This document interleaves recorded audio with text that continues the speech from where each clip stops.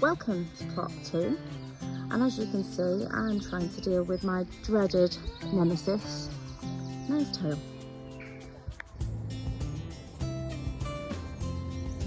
So I just thought I would start a little post about my little friend, Mrs. Marestail. This is a female and this one here is a male. So last year on plot 1 I spent a lot of time pulling up all of the marestail, and I've noticed that this year I'm only getting the females. So that to me is a bit of a result because I'm not getting further reproduction. So if I get on top of this now, pulling up all of these baby ferns, we should start seeing a real dramatic change over the coming years. Now this, I know it looks like there's a lot, but there's so much less than last year. We finally had some dry weather, so I'm just going to dig a little bit of this marestail out and then show you what you need to be looking for on your allotments or in your gardens as well.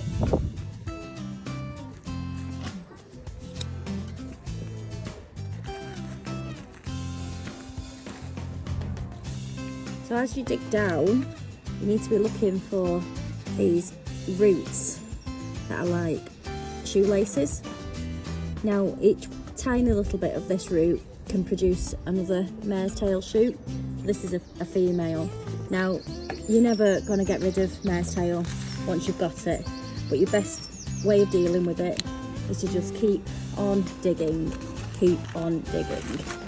So you need to be going down, turning over your soil and looking through the soil as well to see whether you can pick up any more little bits that you didn't spot at the surface.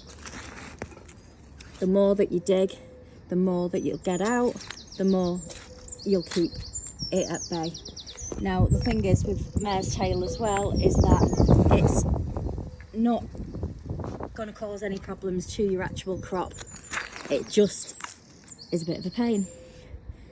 So lots of people do have to just live with it. Once it's in a plot, it's been around since before the dinosaurs, so you're not gonna extinguish it completely. So your best thing is to just keep on going over your plot. See how deep that was? These roots can go just meters and meters deep. Miners have found these down mines. So just keep on digging them out. More will come up. Your best bet is as soon as you start seeing the shoots come up, looking like these little baby ones here like this, you just need to get them straight away. Now the life cycle of a marestail is pretty much the same as most plants and animals. You have a male and a female. This one is the male. These tend to come up slightly before the females. This, the top gets lots of spores on it that just pass in the wind, connect with the females, and the following year you are inundated with more marestail.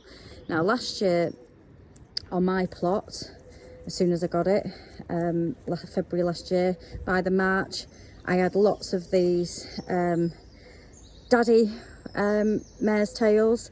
I got lots and lots of them up straight away. The best way to pick them is actually to cover them with a plastic bag.